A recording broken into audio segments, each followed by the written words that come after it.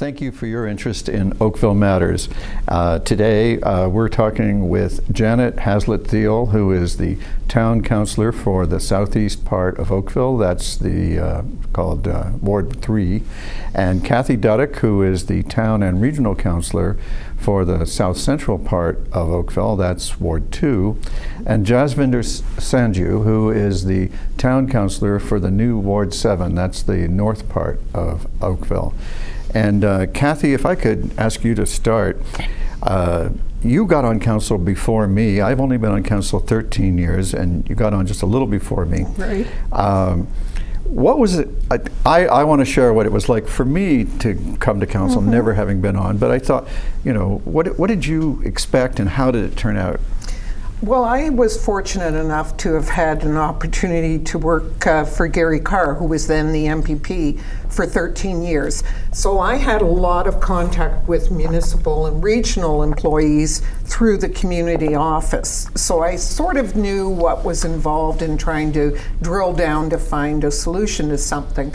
But strangely enough, as I was telling my colleagues here, I never had any intention of going into politics. In fact, when I finished with Gary Carr's tenure, the lady who was representing us, great gal, Linda Hardacre, was quitting after 2, possibly 3 terms. And several of my friends said, well, why don't you run? And I said, because I hate politics. And they started laughing. They said, you hate politics? And I said, yeah, I don't like that side of politics. And their comment was, then don't be like that. And I said, well, guess you got a point. So yes, it was a nice transition for me. I was very, very fortunate having had that. Now, did you come into it thinking that you'd continue to be a kind of an ombudsman, fielding people's complaints and trying to get them a solution? That was difficult for me because yes, I did. And what I hadn't been prior to that is being part of the decision-making process. So that for me was a change, but it was a very welcome change because for the first time, I could actually have some sort of impact on bringing forth solutions with my colleagues on council. In the sense that setting policy might solve more than one person's problem. Exactly. Jasvinder, you come from a legal background, but this is your first term. Sure. What's your take on it? Has it met your expectations? Have you enjoyed it? Absolutely. I think it's surpassed everybody's expectations. I think we've got a really good group at council this year. We've been very, very fortunate, and my hat's off to all of the voters for making the right selections, I think. But I will say that for me, it was almost the opposite of what Kathy's experience was. I almost look forward to the policy piece because that's really what I do at work every day. Of course. But then the constituency aspect, I mean, I don't think I ever fully appreciated how much it was going to be like having clients every day. So you spend that time and then you reap the reward at the same time. So it's been really good having that level of engagement. And I would say the best part out of all of this has been getting to know so many neighbors. And Janet, how about you? Your background in a residents association gave you exposure to town hall for quite a few years. Were you at all surprised by how it was to sit on the other side of the table? Oh, yes. Now be nice. There are moments when I look at that podium and go, oh, can I go to the other side? No. It's great being on the side where you can pause and get a little bit more subject matter experts' opinions and advice. And we have a council where people are open and share their historical knowledge and are really open to what we call the newbies, because there's a few of us, all our questions. So what I've appreciated is I've got enough of a background and a real deep connection with how a resident feels. I call it, being in touch with the user, but I'm enjoying all of the interaction to try and make good decisions townwide, not just for the ward. Though obviously every day you wake up and you go, okay, I've got this concern I have to follow up with. We have to follow up here and there. It's a fulsome responsibility, but it is it feels great to be a part of making a difference. Okay. Now, when you go around in a day, are you doing in a day what you thought you would be doing? Anybody? No, Depends on the day, yeah. no. And it's funny you should ask that, because quite often I'll say to someone when I'm attending an appointment or something, and I'll say, forgive the way I look. I was in a ditch with a resident 15 minutes ago, and they look at me like, you were in a ditch. And I said, no, it was all good. Trust me, it was all good. But you don't have any limitation on whether you're, and the proverbial grassroots is very evident. You'll meet someone at the kitchen table if it's advantageous for somebody who's a senior or can't get out, or you'll meet with several people and say, I'll be happy to meet with you. And they're sort of like, you're coming to me? It's sort of mind-boggling. You I know? feel like the accessibility piece is always something that people are very shocked by. Yeah. And Yeah. I think that speaks to Oakville, because a lot of times, just like that, maybe not being in a ditch, I just went to someone's backyard a couple of weeks ago. It's a highlight, believe me. Right? and you're standing in muddy water, and people don't really realize that somebody would come out and actually do that. Yeah. Yeah. No, I totally agree. Well, Janet and I can identify with your ditch story. Only the other day, we were in somebody's wet ditch. I see. Okay. And who would have thought you had to know so much about drainage, and yet at the same time, Swales. swales and drainage and culverts and and yet that's kind of where the rubber hits the road. If you sometimes that. We have a lot of overlying things that are complicated this term and get in our way to some degree. But the day-to-day resident concern is it's not flowing across my culvert, or it's flooding it out, or why can't I have a traffic stop sign here? And that's the stuff that really bubbles up really. There's hot triggers there, and yet they need to know we're going to be there. We're going to be accessible. We're going to try and we're going to try to help them navigate through clear data decision making while appreciating the emotion, because our kids, our family, our community is why we love Oakville. Well, and it's the old story. Sometimes, as you say to them, you may not like the answer, but you went through that process of a dialogue, two-way dialogue between yourself and the resident, but then also bringing staff in and saying, okay, collectively, let's see how we can come up with some sort of resolution that still meets your mandate, solves your problem, but doesn't go too far outside the realm of what we should be doing. And that's what I really think is amazing at times, just how much progress we make when we have those. So could we? And staff, like, what about? And staff will go, let me go away and see what I can do. Exactly. And in the course of going from a committee meeting to council night, they come back with, here's what we've been able to do in addition, based on the residents' input, based on your input, based on our, it really is democracy and representation at its finest. Perfect example was the other evening when Mayor Burton gave the State of the Town address, and prior to us hearing that, we had a delegation from the West Harbour Residents Association on Walker Street, and that was a case of our town staff, along with my colleague Ray Chisholm and myself, working with the residents and staff to come to a solution that maybe we hadn't explored prior to that, but we could still do it from a fiscally responsible point of view and still come out as a win-win. And as you pointed out in your comments, this is what we do. Yeah. So I think I get the impression people know that we also are users and that we also are taxpayers, and that we don't want to raise taxes any more than you want us to. You got it. And we don't want the service to be any worse than you do. Which is a lovely contradiction. Do you find that too, that when you talk to your residents, that they get that you're just one? Really, we're just like them. I'm going to give a typical lawyer answer. I'm going to say it depends. Oh, that's such a great lawyer Are you answer. safe or what? Yeah, so I'm going to say it depends, and I think it depends on the issue, and quite frankly, I think it depends on the emotion behind the issue. A lot of times, and I found myself quoting this, and you know, we were just so lucky to have the winter that we had right after the election last year. A lot of that conversation was, hey, I live on this street in this area of the sub as well. I'm seeing it just as much as you are. You know, let me go back to staff and we'll see what we can do. Those tended to be a little bit, I would say, more heated conversations. But I would say as of late, I think people have kind of warmed up to the idea that, hey, you know what, this person actually lives in our area and they understand what it's like to be here.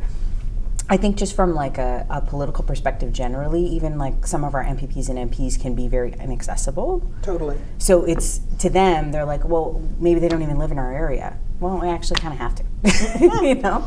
To be effective, you kind of have to be there.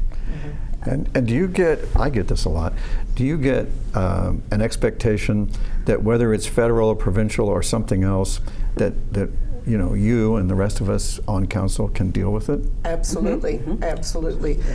When you're out somewhere, invariably somebody, whether you're in the produce aisle at a grocery store or whatever, they'll say to you, when are you going to do this? And you'd say, I'd love to do that. Unfortunately, it's not within our realm. I would suggest you reach out to your local MPP who happens to be so-and-so, or your federal, and give them some pressure and advocate on behalf of not only yourself, but others in the community who share a like-minded vision. That's a good point, Kathy. And do they sometimes say, well, would you do that for me? Yes, they do. And I say, but, and that's an interesting point. I often say, I would do that, but sometimes you run the risk of the game of telephone. It's lost in translation. So to be true to you, I really think that has to be a one-on-one dialogue, because I might dilute it.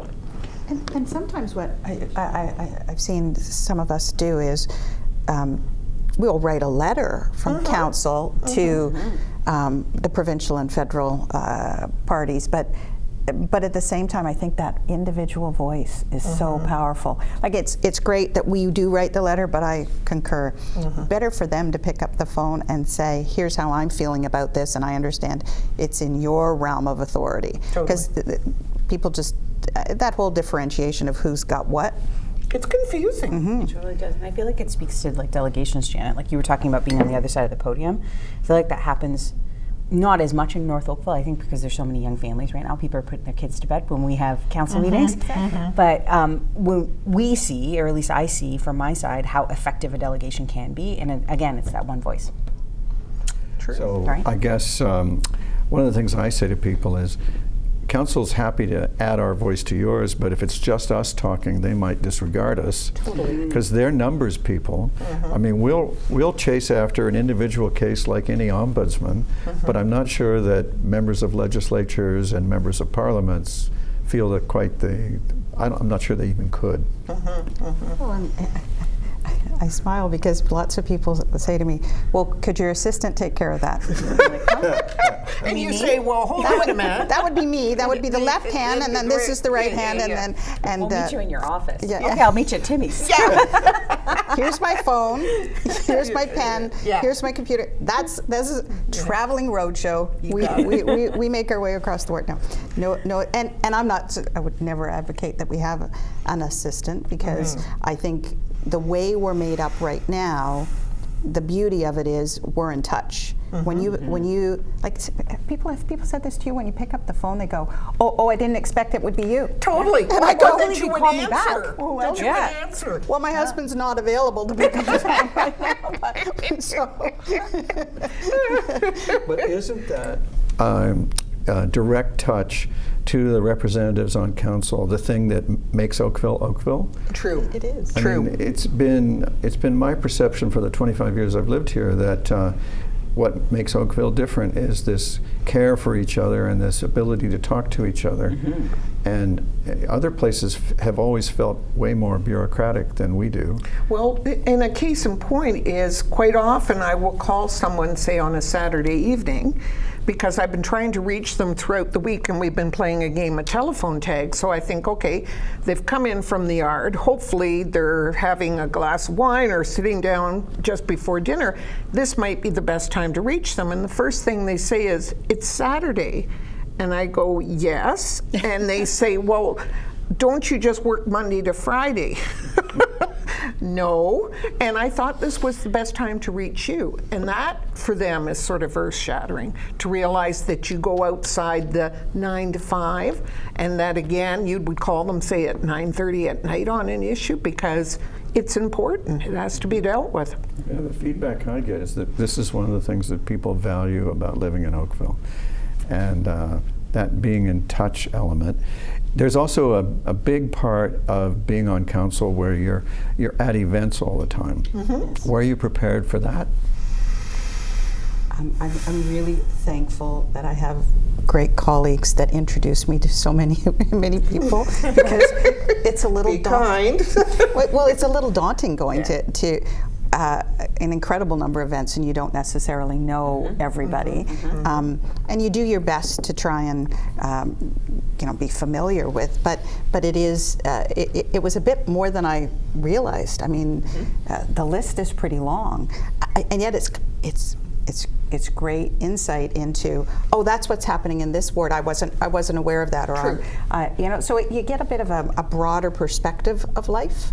And the other aspect I think we have to be mindful of is the fact that sometimes these small neighborhood causes, whether it be a lemonade stand or a run or something that they're doing to support a cause, your small involvement sometimes raises the visibility. I find it very humbling that someone would say, thank you so much for coming, and I say, but thank you for doing the organizing and for raising the awareness in our community. I'm doing just an hour. You put in the weeks and the months. Absolutely. I mean, they're the hard workers, right? Absolutely. In the sense of volunteerism. Yeah. So our places of worship, our service clubs, our neighborhood associations or residents associations, and our sports associations and our cultural associations, it's a very rich environment of activity that our community is engaged in. And I think that's why what I had in mind Monday when I said our town has a lot of moving parts, and they move very well. But I think partly they want us to know is why they invite us to their sessions. And I can say that when I became mayor 13 years ago, I didn't have half an idea of how much there was. And it moves me how much there is in our town of that kind of collegial, collaborative, neighbor to neighbor love and affection and activity together. And it's among the groups I mentioned, I want to explicitly say there's groups that are cause-oriented, whether it's Parkinson's or kidney disease or autism or whatever, and all of them together with the others create this sense of community that we have. You only have to look at our Community Spirit Awards, and you see the roster of people who have been nominated by their colleagues, by their peers, to say this person's doing all this work, and we don't have any idea it's even taking place. And it's really quite humbling when you think to yourself, they're going at it for what should be the right agenda, and that is not to self-promote, but to help others in the community. So, bravo. Well, and that's a good commercial for the Community Spirit Awards.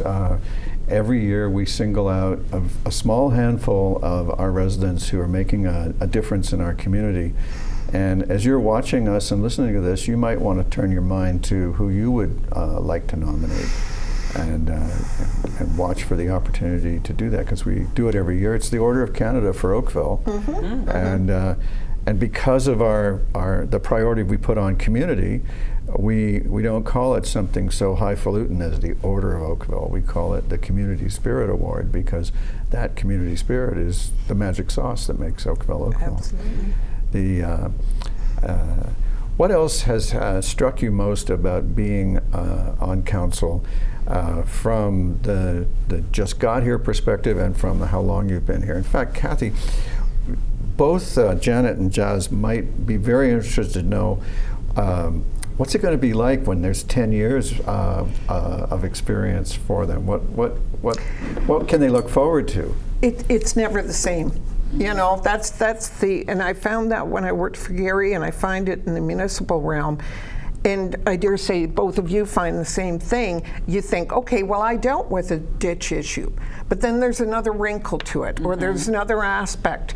And so each case, each situation you're dealing with is different. Yes, you draw on that experience, but then technology changes, legislation changes, so you have to sort of keep abreast of that sort of aspect as well. And that's where our staff are so good about providing us the necessary background prior to making a decision as to be mindful of this. The building code stipulates that. Yes, we'd all like to stop, large basements, but the building code doesn't address it. So let me ask you, if having experience of, it must be 15 years, give or take, is that a benefit? I mean, the residents have a tendency, residents of Oakville have a tendency to keep people in council and to go for building up experience. Are residents on the right track? I mean, we have a couple of members who've been on council for 20 years. I was just going to say there's several of my colleagues, yeah. And I remember one councillor who retired last term. Yeah. If I get the number wrong, he'll complain, but... Don't share it then. but let's just say that I believe it was 36 years in office, and he knew everything about everybody and everybody about everything, if that's a good way to put it. So do you find that your experience helps you get resolutions for your residents, and do you find it helps you on the policy-making level? I think it's twofold. One, it helps me. I've learned by those experiences that, that was a wrong thing to do, and I should have done this, and hopefully you bring that forward with you. But going forward, I often find that it's one of those weird situations where you have almost a corporate memory, because you end up saying, well, wait a minute, don't you remember when the town built such and such? And you sort of feel like a fossil. But on the other hand, you also say, thank goodness I was there at the decision-making point. But then again, I also love the fact you've got people like my colleagues to either side of me who are bringing in fresh ideas, fresh concepts, who will draw upon my experience but build their own. And that's, to me, the best way to get a really good functioning council working for you, and I think we've got that. So, Jasmine and Janet, have you found yourself tempted from time to time to call Kathy and say, hey, what do you know about this? Kathy's definitely one of the go-tos. Yeah, I know, right? That explains a lot. I would say it's easier at council because we have the depth of knowledge that we have in other chairs besides ours. Yep. Yeah. Yep. It's very much so. It's easier to go back and say, hey, do you remember when so-and-so had this conversation? Did they have this conversation before to that point? And the other aspect... they try to catch you. I know. The other aspect they don't realize is we have fun. Yeah. We actually have fun as we do a lot of hard work, but we actually enjoy and respect each other's ideas. Now, do you find, like, when I started on council, I don't know, what's the best way to say this? We've never had so many women on council as we have. We now have 6 out of 15, so there's 6 to 9, I guess, in terms of the female to male ratio. As a woman, have you found that it's better or worse than you expected? Do you find yourself listened to, respected? I think we treat each other gender neutral. I mean, I certainly don't. You roll with the punches the way the punches go. I don't think they were about whether or not we're male or female, though. It is there is a bit of a mommy perspective sometimes. Like I think that and we have babies coming along. I think that plays a tiny bit into our own makeup and thinking about how we approach the world and multitasking. But yeah, no, it's. I think it's been great. I think the other aspect is too, as we've often said, vote me in or support me because I'm the right person, not because I'm a man or a woman. I'm the right person. Absolutely. It speaks to efficacy too. I think that there's no level of change of efficacy depending on whatever gender you are. It just is what it is. Right. Well, Oakville's, I think, fairly progressive on these fields, and I don't myself see a lot of the things that you hear about in other places. So, you know, it's a comfort to me. I'm the father of daughters, so I'd like the world to be progressive on this front. But, you know, I'm old and I remember when it wasn't. So that makes me ask. Is there advice that you would give to people who are watching who are interested in being on council someday? Gee, that is a really great question. I would say go in with your eyes wide open. Yeah. I think it's easy to get busy in a campaign, and I think it's easy to get busy when you're on council. But I don't think I fully appreciated, so we're going back a couple of questions, I don't think I fully appreciated how much information comes at you the first few months. Yeah. And it's Overload. it's like drinking from a fire hose. So I think if you were to come in net new, as I basically am, Right. I would say come in with your eyes wide open so you realize how much effort it's going to take, at least initially, to even get up to a point where you feel like you're effective. And I found too, one of the things I think that for myself was advantageous, that I listened a lot. For the first little while, I was hesitant to jump in because I didn't feel I had the knowledge to bring to that particular argument or decision. So I would sit back, listen a little, and sort of gain from the dialogue, especially for the ones who are more experienced, and say, gee, I hadn't thought of it that way. So I think listening has a huge component that I don't think a lot of people think of. I think in life. I think the advice I'd give people is that to think about what's their motivation to do this. Is their motivation to be a politician? Because I think some of the best decisions we make are not because it's political. It's because we're trying to do the right thing. And so what's your motivation to be on council? If it's power, you're one of a group. And even the best consensus builders, you're still one. And the other is, you know, you really have to take a great deal of, you have to be humble. You have to be humble enough to step back and go, if I manage to persuade a few people to come alongside to make this happen, that's great. But it shouldn't be about, wow, look at me. Bingo. Yeah, we've been remarkably free of political grandstanding, and that's been a great joy. My advice is to get involved in community groups. I've noticed that the voters tend to pick people who've already demonstrated an investment in making the town better by being involved in viable, active community groups that actually make a difference. Thank you very much for this conversation, and thank you for your interest in Oakville Matters. If you have a topic that you'd like considered on Oakville Matters, you can email oakvillematterstopics@gmail.com. That's all one word, no special punctuation. oakvillematterstopics@gmail.com. Thank you very, very much for your interest in Oakville, and I look forward to seeing you again.